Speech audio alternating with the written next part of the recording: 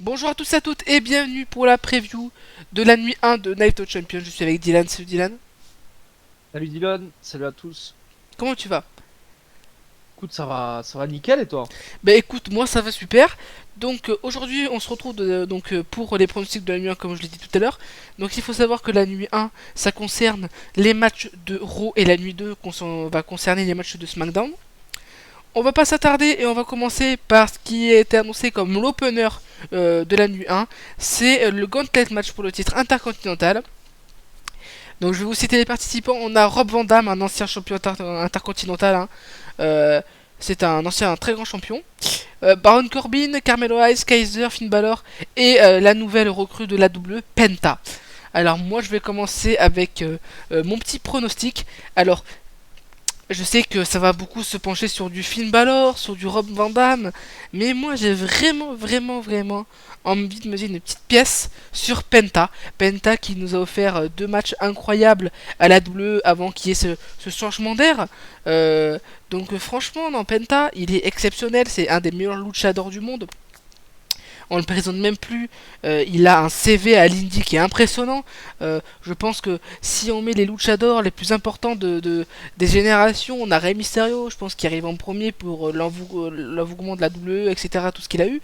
Mais Penta, il titille un peu quand même. C'est vrai que quand on parle de luchador, Rey Mysterio et Penta arrivent souvent en top 1. Donc pour moi, Penta va l'emporter et va devenir le nouveau Intercontinental Champion. Après, à savoir ton pronostic, toi, Dylan. Alors moi mon pronostic, alors je suis comme toi, il y a beaucoup qui vont mettre une pièce sur Finn Balor ou Rob Van Dam, mais moi je vais mettre une pièce sur Ludwig Kaiser. Ça fait longtemps qu'il tourne autour de ce titre, il a eu pas mal d'opportunités et franchement il a même failli le gagner au Survivor Series. Et je pense que là c'est l'opportunité parfaite pour le gagner, et ça dépend aussi de à quel moment du match il va venir, donc ça peut être un avantage. Mais moi je pense que ouais, là c'est celui qui a vraiment le plus faim pour ce titre et puis je mettrai une pièce sur lui. Mais en fait, voilà, tu as précisé un truc important. Tu as précisé l'avantage à savoir de quand il allait venir. Et ça, Ouais, c'est vrai que ça, dans les gauntlet match, en fait, c'est qu'on pronostique, mais c'est un peu pile ou face. Parce que c'est vrai. tu peux pronostiquer, comme on a dit, Penta, mais il arrive numéro un et t'as un Finn Balor qui arrive numéro 6 tout frais, ça change la donne. C'est, Ça change totalement la donne, c'est clair. il peut se passer un match entre deux qui est intense, etc. Eh ben, ça va profiter. De toute façon, le premier, il est dans la merde, faut se le dire. Ouais, Le clairement. premier et deuxième, ils sont dans la merde. Donc Après, après, après voilà, on a pronostiqué Penta et Kaiser, on a souligné quand même Rob Van Dam et Finn Balor, mais je trouve qu'il faut pas non plus sous-estimer Carmelo Hayes et Baron Corbin parce que c'est quand même de gros morceaux, hein. c'est vrai. Non, non, c'est vrai, c'est vrai. Je suis totalement d'accord avec toi. On a vu le parcours de Carmelo à NXT, c'est quelqu'un vraiment qui a les épaules pour ça. Et on sait que Baron Corbin lui aussi. Donc franchement, à ne sous-estimer personne dans ce match, et je trouve vraiment le match Bah oui, parce que vraiment top, je suis d'accord avec toi, parce avec de bons noms. je suis d'accord avec toi, En tout cas, il y aura tu, de la qualité, hein. ouais, je suis d'accord avec toi sur le fait de pas sous-estimer Carmelo qui est un ancien champion NXT et Baron Corbin qui a déjà eu ce titre intercontinental quand même, il me semble. Ou c'est le titre États-Unis. Je crois qu'il a eu les deux. États-Unis. États-Unis. États-Unis, il a pas eu l'intercontinental. Ah, mes souvenirs, non. Ah ouais, donc je dois confondre. Mais il y en a quand même des anciens champions intercontinentaux, des anciens champions de titres mineurs, une légende des luchadors et une future star en devenir. Donc il y a de quoi faire. Donc voici nos pronostics. Et donc du coup, on va passer au tag team. Donc Dylan, je te laisse annoncer les équipes et faire ton pronostic. Alors, Austin Theory et Grayson Waller vont affronter Fraxium, Otis et Tozawa, War Riders, Author of Pain et le Hurt Business, Cedric Alexander et Shelton Benjamin. Et mon pronostic, alors là, c'est vraiment compliqué parce qu'on a Fraxium qui monte, qui ont dû lâcher aussi leur titre. On a une très bonne team, on sait comment ils s'en sortent de là. War Riders aussi, mais moi je vais aller sur Author of Pain. Author of Pain, pourquoi? Parce que ben voilà, ils ont fait leur retour. Ils n'ont pas eu beaucoup d'opportunités. Ils n'ont pas eu, pour moi, assez de chances de prouver qu'ils sont vraiment de retour. Et je pense que c'est le moment pour marquer le coup et remontrer que ben il faut les reprendre au sérieux. Donc moi je vais aller sur Author of Pain. D'accord. Ouais, non, c'est une bonne idée. Euh, Moi, je vais aller sur les War Riders, honnêtement. Que je vois remporter ce gauntlet match. Tout simplement parce que je trouve que c'est une équipe qui est revenue en force récemment. C'est une équipe, quand elle était à NXT, était impressionnante. C'était vraiment une des équipes les plus fortes de la division par équipe d'NXT. Quand ils sont arrivés à Raw, ils étaient très forts. Et franchement, moi je les vois bien revenir au top lors de Night of Champions et récupérer ces titres par équipe. Donc, ouais, il y a beaucoup de belles équipes. À part Tozawa et Otis, que franchement je les vois pas aller très loin. Alors, à pas sous-estimer, hein, quand Ouais, même. enfin, ouais, mais bon, mec, voilà quoi. Euh, non, parce que Otis a quand même été champion en tag team aussi, lui aussi, hein. Il sait ce que c'est cette division, hein. Oui, oui, bah, c'est pas grand.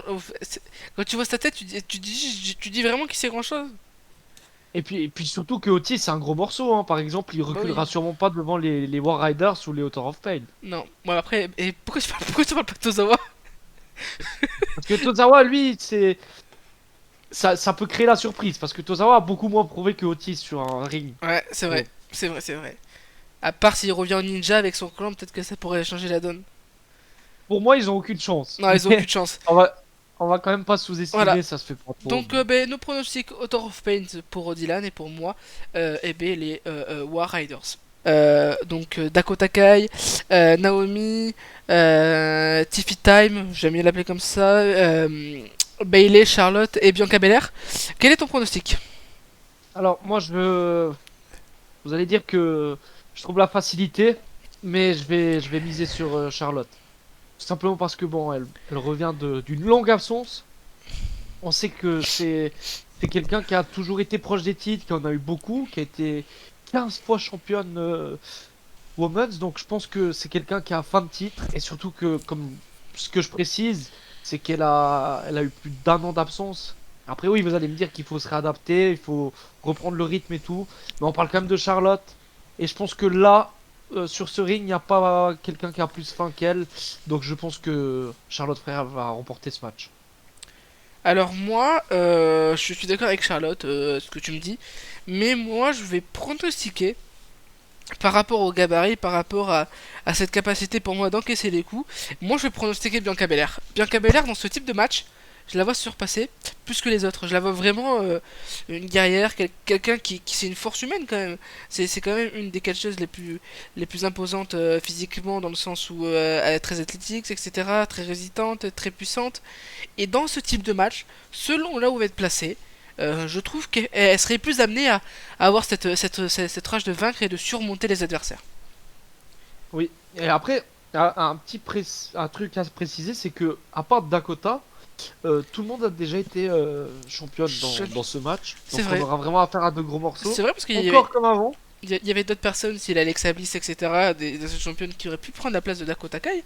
Et ben, Dakota Kai, quand même, a eu cette opportunité, quand même, incroyable. Est-ce Elle qu'on est, sent un peu elle la est pas, patte. Est-ce qu'on sent la elle est patte pas NXT? sous-estimée. Alors, Ouais, la mais patte elle est NXT pas de William sous-estimée, Regal, hein. voilà. Donc elle est pas sous-estimée, c'est vrai. Mais c'est vrai qu'on sent un petit peu ce petit coup de boost pour Dakota Kai et ça peut que lui faire du bien. Alors, Ouais. Et on- peut-être oui, que Dakota va se retrouver avec Bailey dans ce match, c'est très intéressant. ça serait très intéressant, oui. On va passer au main event. Et là, le main event, c'est ça va faire débat.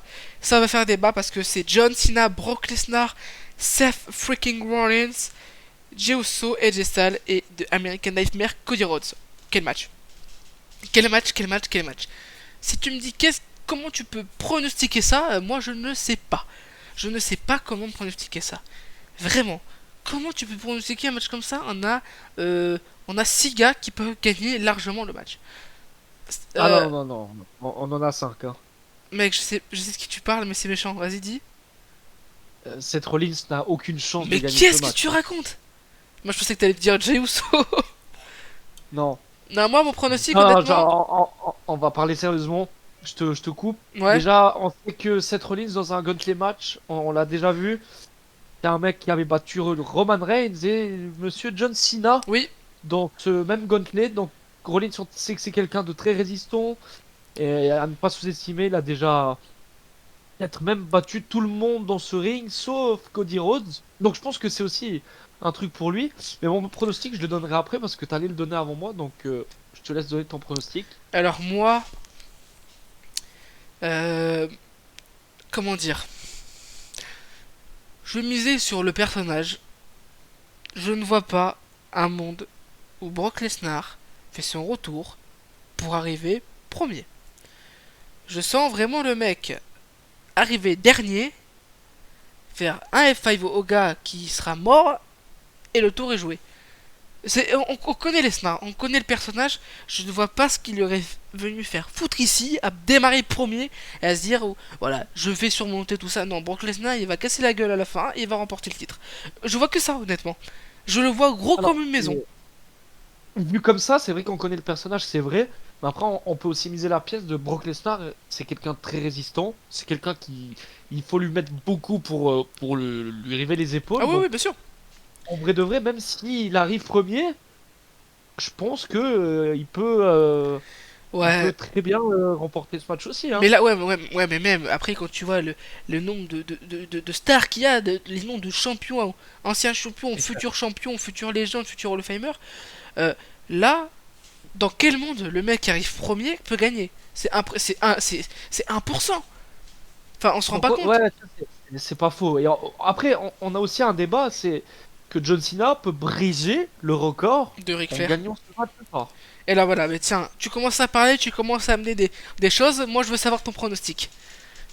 Alors, mon pronostic à moi, alors c'est très compliqué vu comme ça sur le papier, hein, parce que comme les Women's, tout le monde a gagné un titre sauf Jey Uso, et c'est un truc que j'aime bien souligner, c'est que bah vu que les personnes comme ça, ils ont pas encore gagné de titre majeur, bah c'est des gens qui ont faim, c'est des gens qui ont envie de remporter ce titre. Et Jey Uso, on a vu que depuis qu'il est en solo, il a sorti quand même de belles prestations.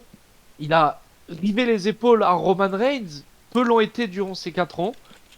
Donc, je vais pas pronostiquer Jey Uso, mais je le sous-estime pas. Mon pronostic à moi, je vais dire vraiment, je vais dire Seth Rollins. Seth Rollins qui, malheureusement, au dernier WrestleMania, a perdu son titre en ayant tout donné.